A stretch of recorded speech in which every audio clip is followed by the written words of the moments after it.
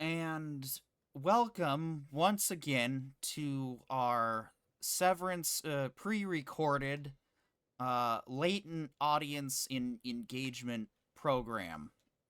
I guess I don't know since the Tuesday show has sort of soft canceled and been soft rebranded as the entertainment information intelligence podcast that mostly focuses. Now, does that mean we're not going to talk about shows and movies and games on the E2IP? Well, here's the thing.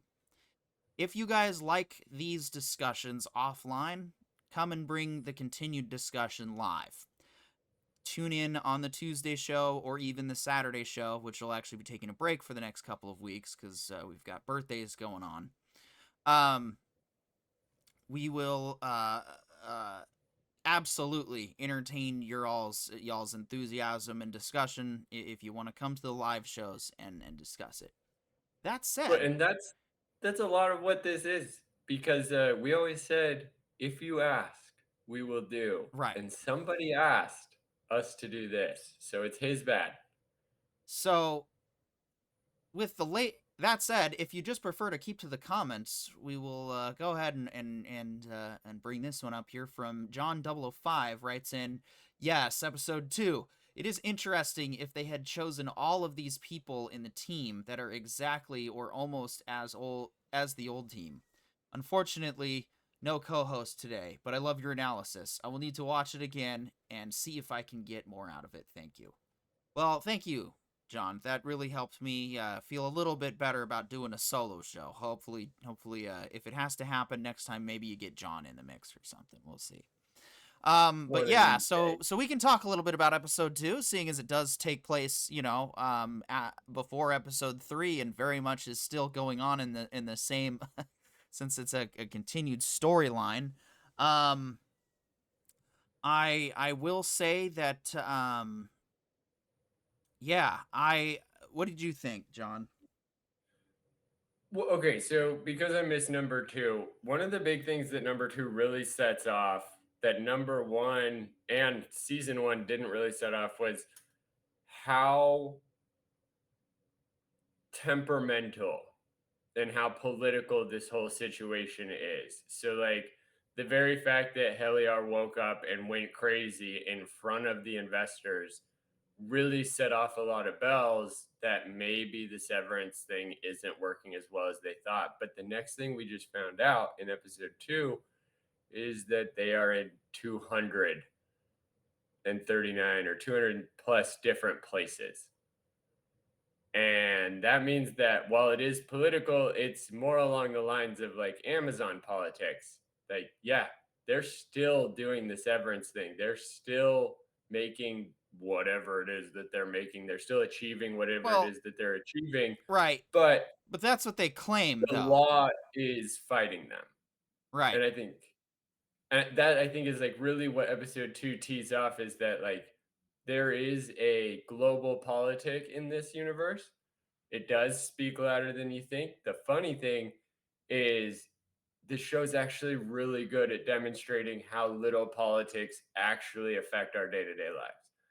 They affect businesses day to day, but the individuals like Scott or not Scott, like Mark and Helly and all of them as severed people, they have no idea that there's a political debate going on. For them, one of the number one things is what do we do? They're still trying to figure out like what exactly their job is. Whereas like when you go into episode three, the company is trying to get Mark back to work. And that was something that we saw early in season one as well. Like, why was the company so in love with Mark?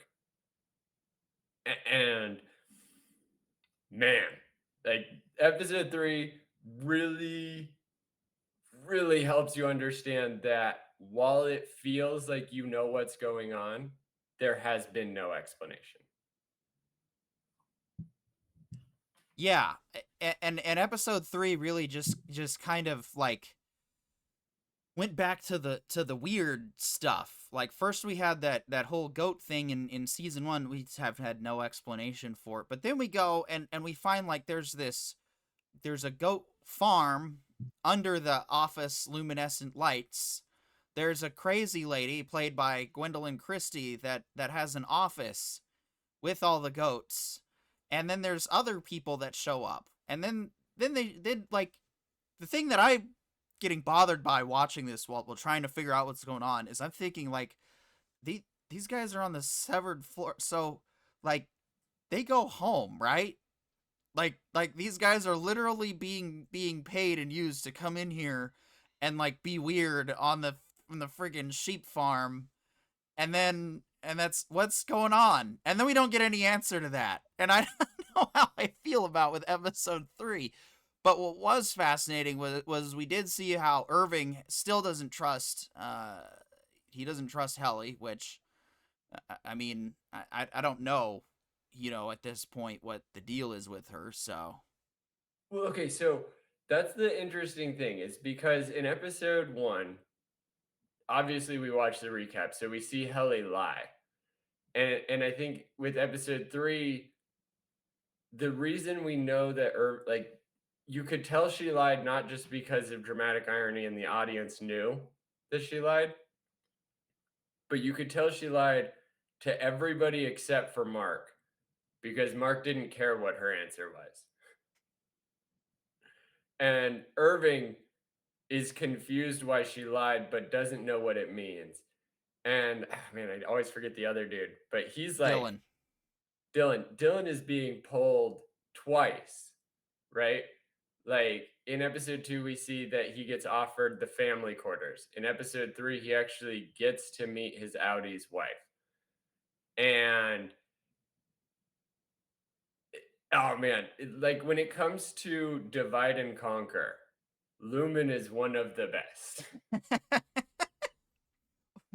Well, they quite literally divide their brain. So I mean, is it that's kind of like, well, yeah, of course they are. That's what the whole. I mean, that's part of what's going on, isn't it? That's what they're doing. It's got to be psyop shit, right? It's got to be.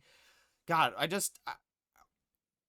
part of me thinks we're gonna get to the end of this show, whenever that ends up being, and it's just gonna be like it's just gonna be Kier in his fucking office with a single TV that's got all the screens on. He's just been watching and messing around with everything the whole time, and he doesn't actually care about any of it. But I see, I don't like that. I don't think that that is even close to where it's going, you're mostly probably right. because like I like using the Amazon analogy because as much as we as individuals can look at Amazon and go, "Man, this is crazy. It's a big company doing a lot of things." There are a bunch of things internally going on in that facility. And there's like spies are a thing, right? They're real groups, NSA, CIA, MI6, all of those groups do exist. What happens when there is an Amazon, like a private version of the CIA, Lumen? And who like that's my favorite thing about world building these days is if you look at real life, there's a lot of questions and in totality, I'd prefer that everybody is an independent individual given the fullest chance at the fullest life. But in a story, kind of want to see some people suffer, kind of want to see some crazy empire that's trying to destroy the world, take over the world, some version of that. Like that's fun in a story.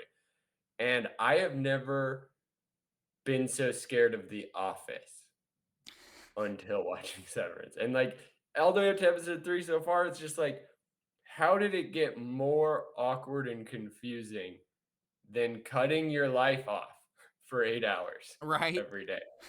Like like you said with the goats and stuff like that, like I saw corporate eco engineering. Like they are literally trying to turn ecosystems into corporate, into actually habitable. Like it doesn't make sense how they're putting all of these lives and trying to get all of these things to go because like why would Mark and Helly need to find that room? Why would Lumen need to operate that room? crazy thing, diet restriction. Like, just how do you know for a fact your food is clean? You don't, unless you raised it from birth, fed it all the way up till slaughter, then killed it, then like made sure, and you have to track it, vets, all that stuff. You have to make sure the blood, the meat, everything is tasty, everything is good and pure. Like that makes sense. That's a fully justified reason why you would have a pen in your business if you're trying to guarantee that you have the cleanest goat in all of the land. But they didn't say that. They didn't show us a meat packing facility. They didn't show us production for food. They just showed us a room with goats and people dressed as goats and something akin to a shepherd, but more than anything, still a manager. And to nowhere. Like a shepherd to nowhere is a, I don't know, man. There's so many things that could go. I am very excited for episode 4.